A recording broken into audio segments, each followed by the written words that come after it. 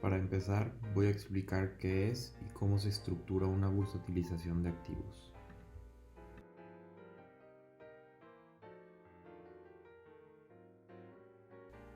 ¿Qué es una bursatilización de activos? Bueno, una bursatilización de activos es un esquema de financiamiento creado para poder dar liquidez a activos no líquidos. Además, permite vender o bursatilizar activos que generen flujo de efectivo en un futuro para la empresa. Dentro de esto se crean fideicomisos como vehículos de propósito especial o SPVs. ¿Qué es un SPV? Un SPV es una entidad de propósito especial con el objetivo de administrar la emisión de la deuda.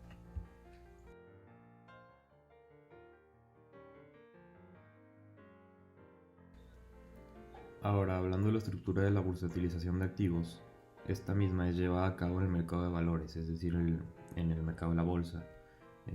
Esto es donde está la iniciativa pública y la iniciativa privada. Hay muchos tipos de participantes dentro de la bursatilización de activos, como por ejemplo intermediarios financieros, empresas corporativas, bancos, fondos de capital privado, gobiernos estatales o gobiernos municipales también, empresas paraestatales o inclusive el gobierno federal. Además de agencias multiestatales, proyectos de infraestructura y bursatilización de carteras de crédito.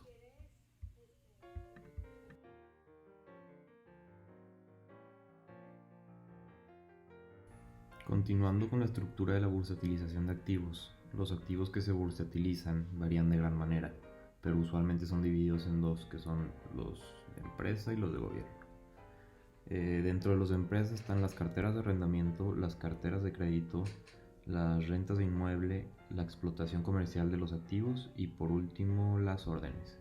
Mientras que en los de gobierno se encuentran los impuestos por cobrar, los prediales, las PPPs y PPS, que son participaciones públicas privadas y proyectos de prestación de servicios.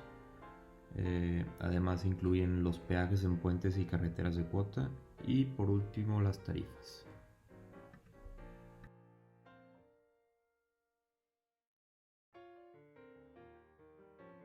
A continuación, les vamos a dar un ejemplo de una estructuración de activos.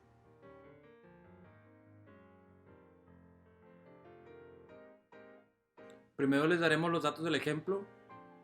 Es para una bursatilización de la carretera Coatzacoalcos-Villahermosa, llevado a cabo por la Asociación Privada Pública de Coatzacoalcos-Villahermosa.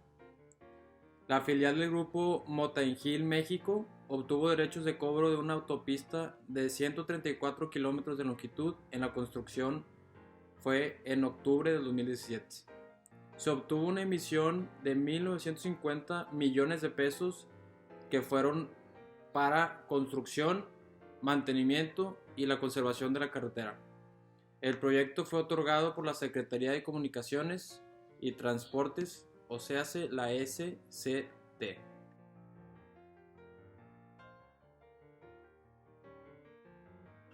Bueno, y otros datos del ejemplo es el fiduciario de este ejemplo es Invex Grupo Financiero y el representante común de los tenedores de bonos es Monex Grupo Financiero. El financiamiento inicial de este caso se realizó a través de una emisión de bonos. La estructura de financiamiento que se aplicó en esta operación nunca se había realizado en México con respecto a una carretera u otro medio de transporte. La asociación pública privada apoyó a la bursatilización que monetizará a los ingresos de autopista de peaje y el capital recaudado se usará para financiar los costos de construcción del proyecto, los cuales se obtendrán de los conductores que usen la autopista.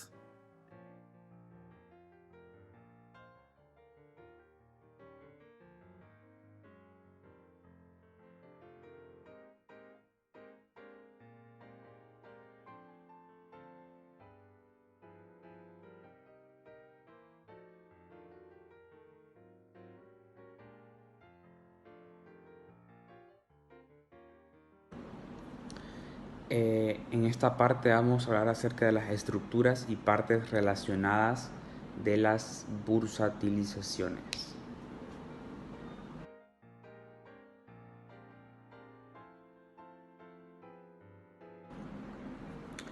En este esquema 1 podemos ver el papel que tienen las emisoras, los intermediarios y los inversionistas. Cómo la oferta, el mercado y la demanda rigen a estos tres. Los inversionistas son los que demandan los instrumentos bursátiles a través del mercado y las emisoras son los que ofertan estos instrumentos también a través del mercado. Y los intermediarios son los que se hacen cargo de que las transacciones se hagan de forma segura y correctamente y que se cumplan todas las normas. Aparte que estos intermediarios se llevan un porcentaje de comisión por cada transacción que estos hacen entre emisoras e inversionistas.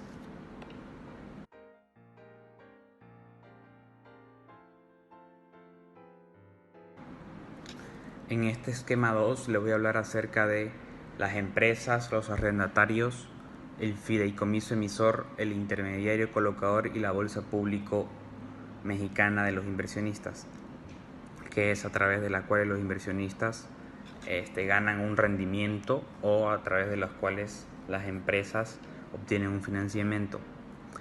Los contratos de arrendamiento tienen que ver con los bienes arrendados, o sea, se necesita tener un bien para tener un contrato de arrendamiento. La cesión de los derechos de cobro de los contratos de arrendamiento, la emisión de los títulos de bursatilización, la colocación de los títulos de bursatilización. Todo esto pasa a través del fideicomiso emisor, del intermediario colocador y de la bolsa mexicana, como dijimos anteriormente. Y a través de esto se obtienen los recursos para que la empresa pueda lograr sus objetivos.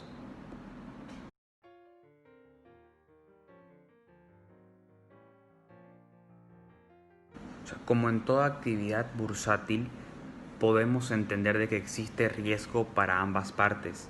O sea, tanto para los que confiaron en la empresa y le dieron su dinero, como para la empresa en sí, de que este dinero no pueda ser canalizado de una forma correcta.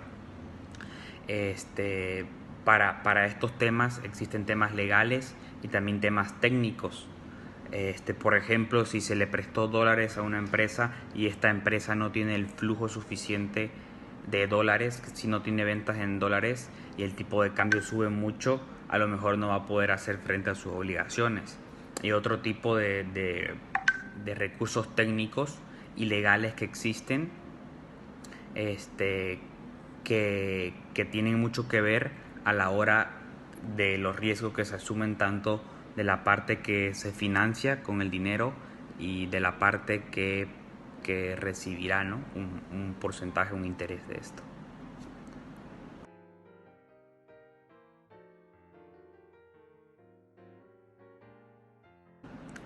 Las bursatilizaciones no son la excepción de la corrupción que se vive en México. La corrupción comienza desde la información y la planificación al generar licitaciones con ganadores antes que los anuncios sean anunciados, por así decirlo. Cuando una emisión entra en la bolsa de valores, esto quiere decir de que ya va a pasar por un tema regulatorio, por un proceso regulatorio mucho más agudo, mucho más completo. Entonces los riesgos de que haya una corrupción en este proceso disminuyen. A pesar de que existen estas dificultades en el sistema financiero, de todas formas, cada vez se trabaja para que exista una mayor regulación anticorrupción y el tema ético no sea un problema. Se puede decir de que una vez de que se comercializa un instrumento en la Bolsa Mexicana de Valores, es muy difícil de que en sí exista una corrupción de lleno.